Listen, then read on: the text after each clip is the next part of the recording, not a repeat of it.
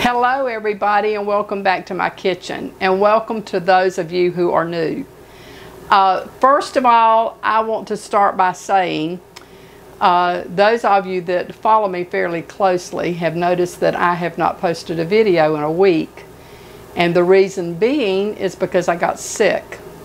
The last video I posted, which was the meatloaf I had canned, the morning that I closed out that video, whenever I opened up the meatloaf and took it out of the jars, I was really starting to get sick at that point, and you could tell in my voice that I was getting sick. But as it turned out, I went to the doctor the following day, and I had strep throat. I was tested 3 times for COVID. They were all negative, thank the Lord, and I was tested for flu and it was negative. But I did have strep throat, and I am now over it, and I thank the Lord for that also. But one of my followers, or one of my subscribers, her name's Cindy Collins, and I feel like I almost know Cindy personally. We converse back and forth so much in the comment section, and she has really become a very dear friend to me. I would just love to meet her. But she had sent me a comment and said, check your mail, I'm sending you a little get well gift. She's the one that had sent me the beautiful kitchen towels before. And so she sent me this, and I have never seen anything like this. It is a kitchen scarf, and you wear it around your neck, and it's little hand towels. And so if you're washing dishes or whatever you're doing, you have your little towel right there at your disposal. This one says leftovers are for quitters, and this one says gobble up, gobble till you wobble. So it's coming into the fall season, and this is so appropriate, and I just love it. Thank you, Cindy. She's just very, very thoughtful, and I really do appreciate her. Today, I want to make chili. I mentioned before when I did meatloaf that I was going to do some chili and can it. And so that's what I plan to do today. And I want to show you the ingredients that I'm going to use in my chili. So let's get started. You will be needing ground beef, bell pepper, yellow onion, garlic, kidney beans. I'm also adding cranberry beans, which I have canned, tomatoes, which I have canned, black pepper, chili powder, salt, cumin, oregano, smoked paprika, onion powder, garlic powder, red cayenne pepper, a funnel, a jar lifter, a very large spoon, a ladle, canning jars. I'm using both quarts and pints, canning bands and lids for my jars, a pressure cooker, and a very large, heavy pot. I will start first by browning my ground beef. It's about 6 pounds of beef that I'm gonna cook. My pot is about this deep in ground beef, about right there, which is 6 pounds of beef. As my beef is browning, I'm going to go ahead and chop up my onions and my garlic and get them ready, because when the beef gets done, I will want to saute those. And the bell peppers. I've browned my ground beef, and I have taken it up, and I'm letting it drain, or have drained it. But I'm going to add some butter to my pot, and I'm going to saute my onion. I decided, since I had so much onion, to process it through the food processor. I have the bell peppers chopped, but I will saute the onion first, and then I'll add my garlic and my bell pepper. Or my bell pepper and then my garlic.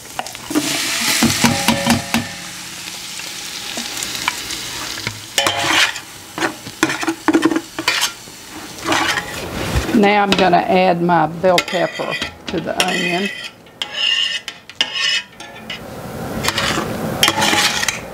Okay, the peppers and onions are tendered, and so now I'm going to add my garlic.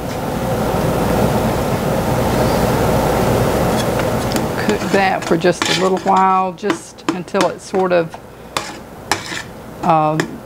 browns a little bit, or either just, you know, starts having an aroma to it. You don't want to cook it too long.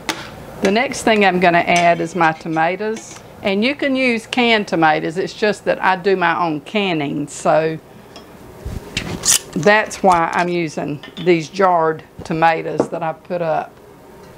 I prefer them over the ones you buy in the store. I'm going to start adding the tomatoes in. I'm starting with 4 quarts. Because I'm doing this and canning it, going to put it up. If I was just making a regular batch of chili, it wouldn't take this much, of course. And you don't have to add peppers and stuff to your chili if you don't want to. It's just a personal preference. I'm gonna go ahead and add my meat into this. I'm gonna bring this up though a little bit hotter before I add it. You want to stir this occasionally because you don't want it to stick to the bottom and burn. It's not very likely to right now, but when I start adding the beans and stuff to it and it thickens up, it will. Okay, it's starting to boil, so I'm going to add my meat back to this. You can do this very quick and easy. You buy the chili mix, brown your ground beef, and add your seasoning mix to it, and beans, and I think maybe tomatoes. Anyway, it's really a quick thing to do.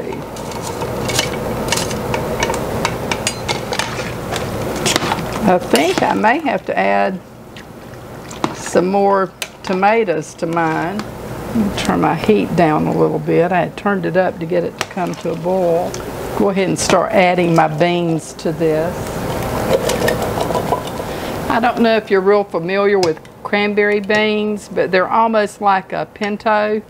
It's what they make me think of. And so they're very creamy, and that's why I'm going to add a jar. And I think this probably will be enough beans with the 2 cans in this jar. Let me give that a stir and see how it's looking. I'm going to add my seasoning to this before I add any more tomatoes. This is my seasoning all mixed together, and I'm going to combine it. I'm going to whisk all this, add some of this to my chili. I'll list my chili seasoning. I'll list all the ingredients, but you'll just have to decide, you know, how much you're making as to how much of each thing that you will need.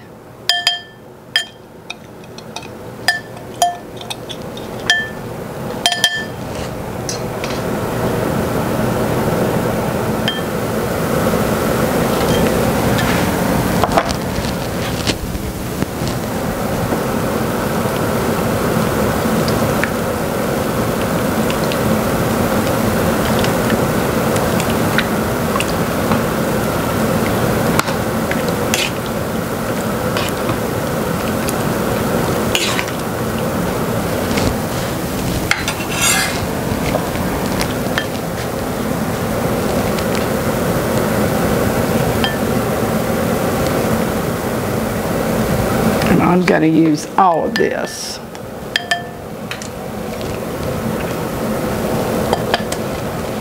I'm going to let this simmer for a while. I'm going to let it kind of cook down a little bit.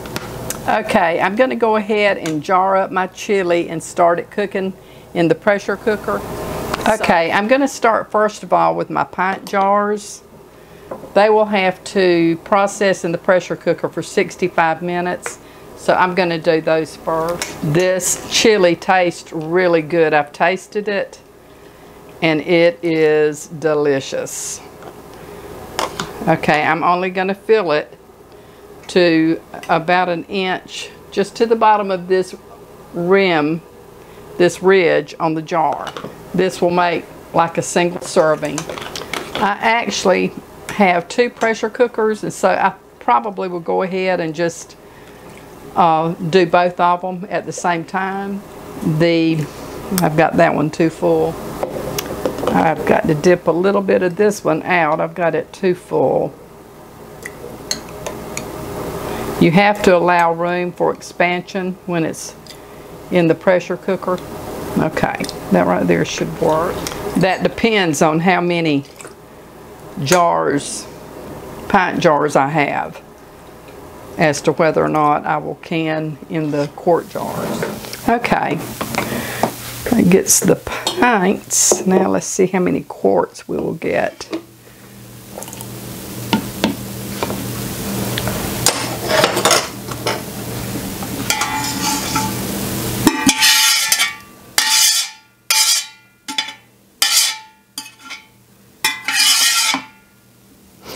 Okay, that has yielded out exactly 4 quarts and 8 pints. I'll clean the mouths of the jars, and then I'll get my lids on these, and I will start the process of canning them. Okay, like I've said before, you want to make sure that there's nothing on the mouth of your jar. You want it to be nice and clean, otherwise it will not seal, and you will lose all of your hard work. I would not recommend water bath method with this because it has so much meat in it. Even though it does have a lot of tomatoes, the reason that you pressure cook meat is because it's low in acid. Even though tomatoes are high in acid, but I don't want to take any chances with this.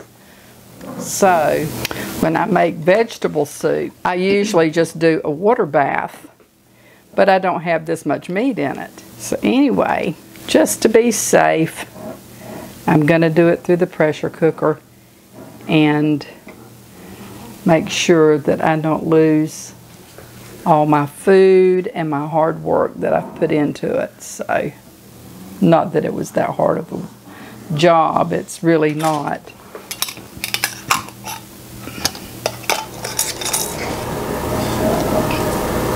Okay, now I'm going to get these in the cookers. I will add my water. I only want it to come up 2 or 3 inches.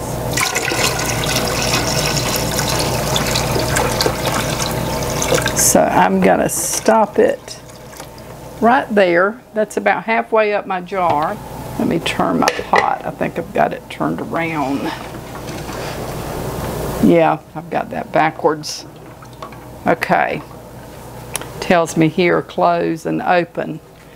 So this is where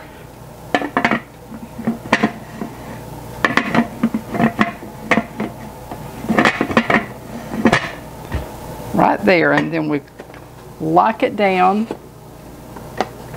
and I'm going to turn the heat on. I'm going to put it on high to start getting hot, and I'm going to get my other pressure cooker. This pressure pot was my mama's, and it has cooked and preserved a ton of food.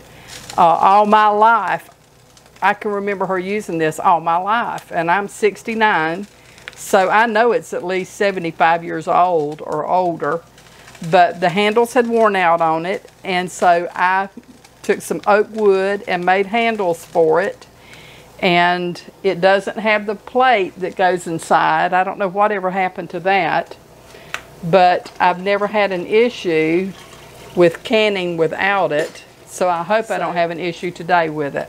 But anyway, I'm going to put my lid on and lock it down. Let's see. It goes like this.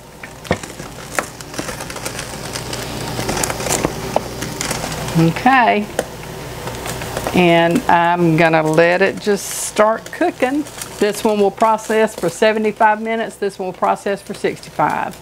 And I'll show you when I take them out of the cooker. I'll be back. Okay, I have just taken up the pints, and my quarts have finished cooking and the pressure is off, and so I'm gonna take the lid off.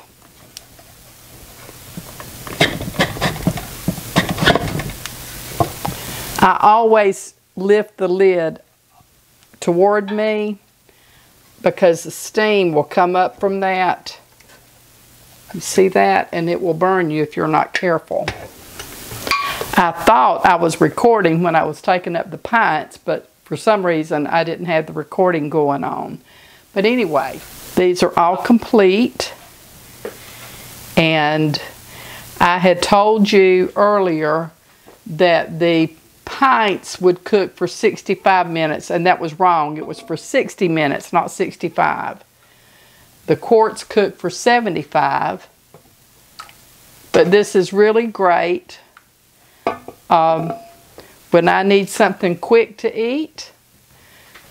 I can open me up a jar of chili and it's done.